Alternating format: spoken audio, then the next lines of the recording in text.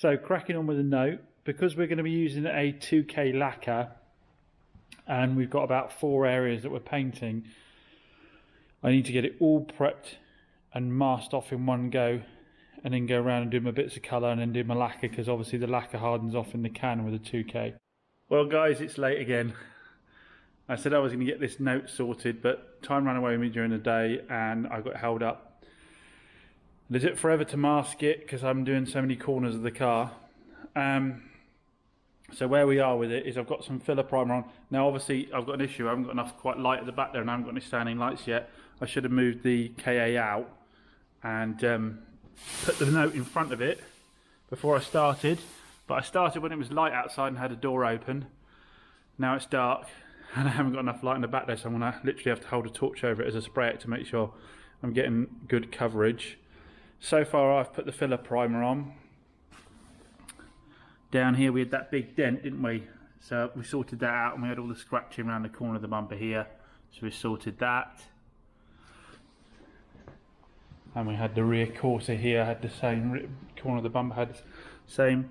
So it's got a filler primer on it ready to go, and I've just put some filler primer on the door jamb area here. So that is just going off and we'll see how we get on with that. So I'm going to have to be careful tonight. I'm going to have to really take my time and shine a light on it as I'm doing it and make sure I get the coverage I need. Already we've got a run on the front corner there I need to sort out. Being this cold, it's going to be a while before that goes off. But we'll get it done. It has to get done tonight. I can't let it extend any further, because that means that tomorrow then I should be able to buff and clean the car and finally get it up for sale. Sorry if I'm sounding a bit strange. I think I picked up a bit of a cold from hanging around in cold garages at night. Anyway, let's crack on. Hopefully we can get this done tonight. Standard process, by the way, just in case I forgot to say. I sanded down the areas that had the damage on to 400 grit, and then I keyed up the rest of the area with a grey Scotch pad.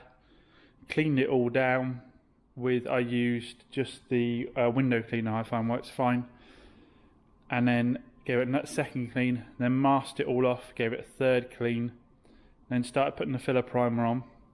Next coat will be colour. I'm just going to go straight to colour on top of the filler primer because the grey is going to go quite well with this top colour. It's going to actually give a good base for the top colour, so I'm going to go straight on with the colour, and I'm going to do it within sort of 10 minutes of the last coat with the filler primer, so they've got something to adhere to on each other. And then after I've done the coats of colour and I'm happy that it's got a good even coverage, we'll go straight on with the 2K lacquer, which I will get the doors open for and a mask on. And then we should be done. I'll fade out thinner on the edges where we're blending in. No, change your plan. This filler primer is going to take a long while to dry out in this cold weather. If I start trying to sand it now, I'm going to balls it up. And as I always say to you, sometimes you need to walk away from paint and know when to leave it. So I'm going to walk away from it, I'm going to leave it, and I'm going to tackle it in the morning, because then I'll have proper light all the way around the car. I'll be able to open the doors, get some fresh air in without a load of bugs coming flying in. And I'll be able to see better what I'm doing and get a better job done. So far it's all looking pretty good though, he says, famous last words. It's all looking pretty smooth. This is looking really good, this line down here. I'm not seeing any lumps and bumps, but obviously this is only filler primer, but it does go on shiny initially. It gives you a good idea. And this is all looking tidy. As we've said many times now, I've gone far too far on this. I should have just spent a load of time with a touch-up brush and sold it off cheap. But at the end of the day, this is what we like doing, isn't it? Turning round bangers. And it's worth doing on this one. At the end of the day, because it's got the full main dealer service history, it's one owner, even the number plates are still the supplying dealer. This car is going to sell all on about, it's the you know, relatively low miles, 75,000 miles for 2008, and that history. You know, that's a very appealing thing, but if someone turns up and it looks banged up on every corner, then I'm not going to get a premium for those things. So to get the premium out of it that I need to get out of it for that for the full main dealer service history, one owner, lowish miles, it needs to be looking absolutely pucker. So it's going to be worth spending the time doing it. Right, following morning, straight back into it. I do feel a bit crappy. I did do a test. It's not COVID, it's just a cold. But we're going to get straight back into it, sand this down now, because obviously now we've left it overnight.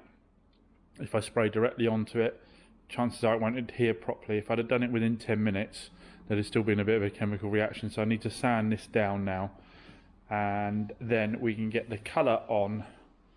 It looks alright. Cold light day, it looks alright. Like I said, there's a little bit of run over here I need to sort out in the filler primer. The shape of this looks good. Got one little pinhole there I need to sort, but overall it looks good. So let's key it up and get cracking. So our first coat of colour is on, guys. Remember, we're not looking for coverage at the moment, we're looking to create like a key coat. So I just lightly dusted it on. So it's got a grabby surface for the second and third heavier coats. Initial thoughts on the colour match, it's looking pretty good. Again, I'm trying not to go to panel anywhere. I'm not going to take the colour right up to the edge there. The only place it will be panel to panel is on this rear bumper on this corner. That's the only place it's going to be panel to panel.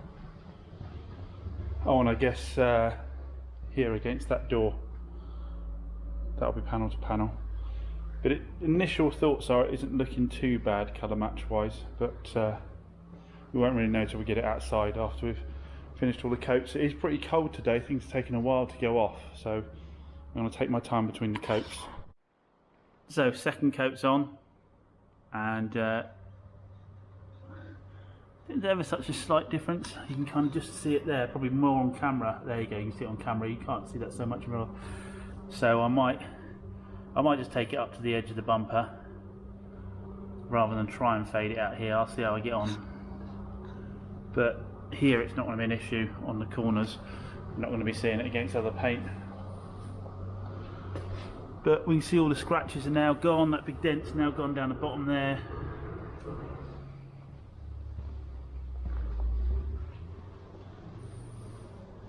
And a bit of trim there. I spotted a couple more pinholes as I've been doing it, but I'm not going to worry about it. At the end of the day, I think we've got to recognise the value of the car and the improvement we're making in this corner here as well. Obviously that was all scraped up as well, so we're going to do one more colour coat, and then we'll see where how we're looking from there. Right, final coat. I'm going to leave it there. On camera, you can see the colour blend there, but bear in mind this top area had lacquer on it, and it's just been keyed, so it will be a little bit darker.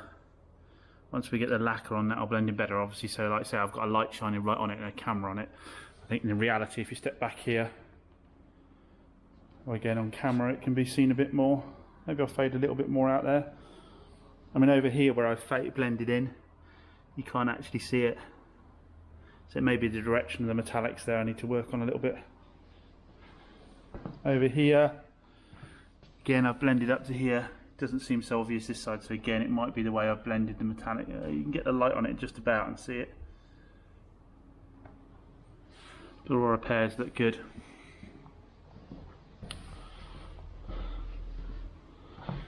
This corner, again, blend isn't too bad. I mean, if we look at it under a camera with a light shining directly on it, and it's just about showing, I think once we've got the lacquer on, we'll be safe. Down here, that's going in.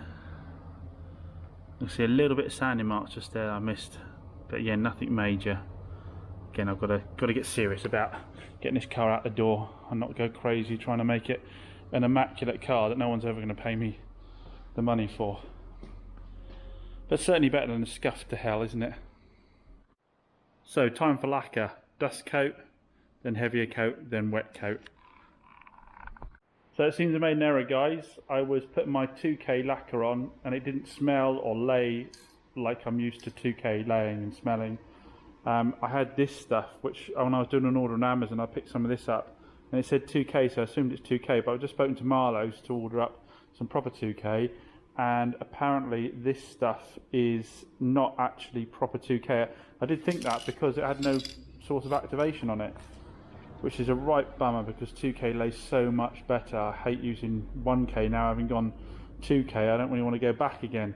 but apparently this is going to be too soft to lay 2K over the top of, so I'm going to have to let it, I'm going to have to continue with this. I've got another can of it.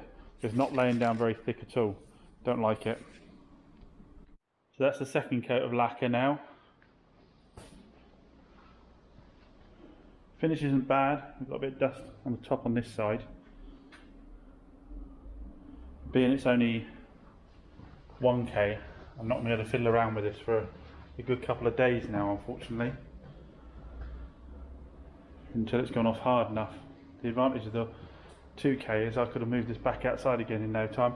I'm going to redo this with a bit more colour. Where I've laid it on thick, I haven't really got the metallic up, so I'm going to lay a bit more colour and re-lacquer that. It's not really got the finish I want there. The rest of it I'm okay with.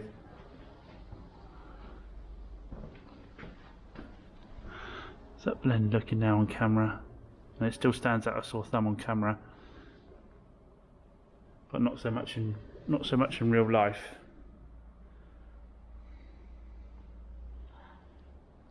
Yeah, it's just time to stop fiddling. Time to stop fiddling with it. Leave it well enough alone. This one from Marlowe's hasn't quite got the same pearlescence to it that the original has.